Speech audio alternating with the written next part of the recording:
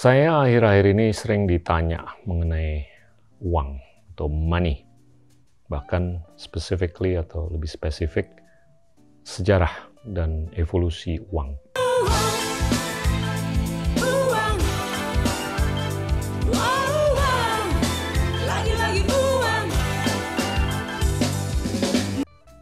Kalau kita lihat awal mula pemberdayaan uang itu mungkin nyata di sekitar 5.000 tahun yang lalu di zaman atau daerah Mesopotamia. Jadi sekarang itu mungkin daerah sekitar Irak dan Kuwait yang diapit oleh dua sungai, Sungai Euphrates dan Sungai Tigris. 5.000 tahun yang lalu, relasi antara debitur dan kreditur atau antara penjual dan pembeli itu tercermin dalam suatu tablet yang dibuat oleh tanah liat atau keramik atau apapun lah untuk menunjukkan hubungan antara seorang debitur dan kreditur untuk kepentingan transaksi yang sangat spesifik. Ini yang seringkali disebut non-fungible. Jadi tidak bisa dicampur aduk antara transaksi yang satu dengan yang lain. Dan tentunya sewaktu itu transaksi tersebut itu sangat peer-to-peer sifatnya antara si debitur dan kreditur. Dan peer-to-peer tersebutlah yang melakukan verifikasi satu sama lain. Apakah mereka itu bisa percaya satu sama lain. Tanpa dilakukannya atau dibutuhkannya verifikasi oleh pihak ketiga. Nah itu tentunya awal mulanya bagaimana manusia itu memberikan kepercayaan kepada instrumen. Jadi bisa dibilang uang itu secara historis adalah manifestasi dari kepercayaan antara seorang debitur dan kreditur. Money, uang itu merupakan sebuah karya dari manusia. Ya kan, itu sebuah human invention di mana kita menggunakan uang untuk menjadi standar dari pertukaran. Kepercayaan. Fast forward ke zaman berikutnya, di zaman Yunani, diwujudkanlah koin untuk melakukan transaksi satu sama lain. Tapi yang sangat fundamental, perbedaan antara pemberdayaan koin dengan tablet di zaman sebelumnya adalah koin itu fungible. Jadinya maksud dan purpose-nya itu bisa dicampur aduk.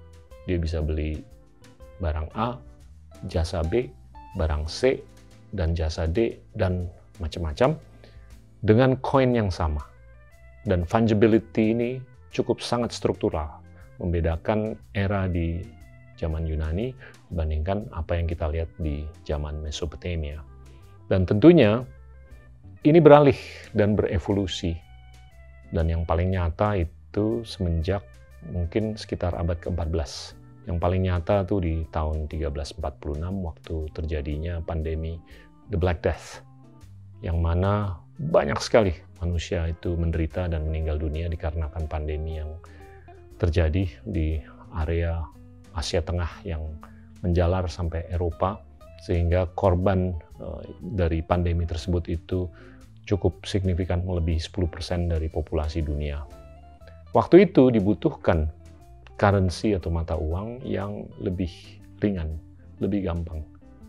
Dan ditemukanlah kertas yang bisa diberdayakan untuk kepentingan bagaimana satu orang atau institusi bisa menerima atau menunjukkan kepercayaan terhadap yang lain. Nah, ini juga untuk kepentingan mereka bisa memonetisasi ekonomi dengan kecepatan yang jauh lebih tinggi daripada sebelum-sebelumnya dikarenakan penderitaan yang begitu banyak. Nah, tentunya konsep pemberdayaan kertas untuk menunjukkan kepercayaan ini juga konsisten dengan era sebelumnya, yang mana ini tetap fungible dan tentunya harus diverifikasi oleh pihak ketiga. Ini beda sekali dengan awal mulanya pemberdayaan uang dalam bentuk tablet di zaman Mesopotamia atau 5.000 tahun yang lalu. Dan tentunya ini terus berevolusi, di mana kekhawatiran mengenai kepercayaan yang harus diberikan untuk seseorang, untuk suatu institusi, itu harus ditopang dengan adanya barang fisik. Barang fisik itu adalah emas. Dan ditemukanlah standar emas untuk menopang paper atau kertas yang digunakan oleh manusia untuk bertransaksi. Dan tentunya itu adalah transaksi yang terus berjalan sampai ditiadakannya standar emas. Standar emas itu ditiadakan di tahun 1971. Itu lebih dikarenakan karena tentunya Amerika Serikat itu pasok emasnya tidak sebesar, tidak sebanyak seperti apa yang mereka alami sebelumnya. Dan tentunya dengan keterbatasan pasok emas, mereka melihat bahwasanya ini sulit sekali untuk kita melakukan transaksi dengan jumlah yang lebih besar untuk meningkatkan peredaran uang, tapi tanpa adanya keberadaan emas yang mencukupi. Necessary to defend the dollar against the speculators. I have directed Secretary Connally to suspend temporarily the convertibility of the dollar into gold or other reserve assets, except in amounts and conditions determined to be in the interest of monetary stability and in the best interest of the United States.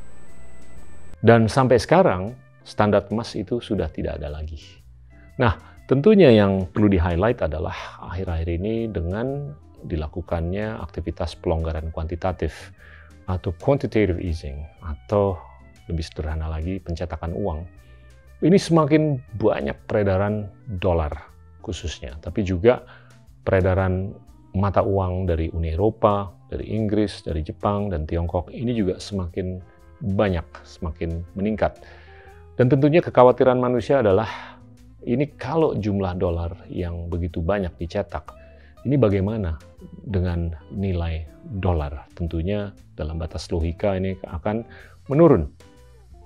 Semenjak 23 bulan yang lalu, jumlah uang yang dicetak oleh perekonomian Amerika Serikat, Uni Eropa, Inggris, Jepang, dan Tiongkok itu kurang lebih 10 triliun dolar. Ini besar sekali.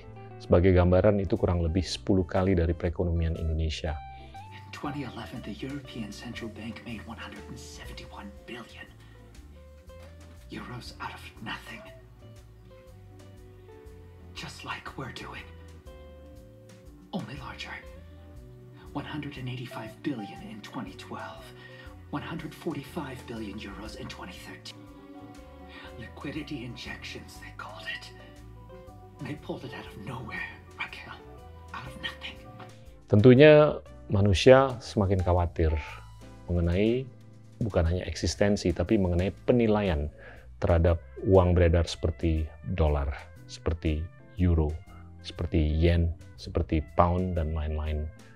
Makanya popularitas terkait dengan kripto, atau Bitcoin, atau Ether, atau bahkan NFT, atau non-fungible tokens, ini semakin meningkat dikarenakan kita atau manusia itu lebih nyaman dengan sesuatu yang peredarannya itu jauh lebih finite, lebih fix, lebih tetap dibandingkan sesuatu yang peredarannya itu semakin meningkat sehingga price per unitnya itu semakin turun. Nah, kalau kita lihat NFT, kalau kita lihat kripto, itu sebetulnya secara konsep sama dengan apa yang kita lihat 5.000 tahun yang lalu. Unit ini adalah manifestasi dari kepercayaan antara peer-to-peer. Unit ini adalah manifestasi dari kepercayaan untuk transaksi atau kepentingan yang sifatnya non-fungible. Tidak bisa dicampur aduk dengan kepentingan atau transaksi yang lain. Dan unit ini tidak perlu verifikasi oleh pihak ketiga. Jadinya lucunya adalah we have come full circle. semenjak 5.000 tahun yang lalu, yang mana waktu itu kita melakukan transaksi berdasarkan verifikasi antara peer-to-peer, kita melakukan transaksi dengan satu hal yang sifatnya non-fungible, dan tanpa dilakukannya verifikasi oleh pihak ketiga. Dan sekarang yang kita lihat, fenomena kripto atau fenomena NFT, ini nggak beda dengan apa yang kita lihat.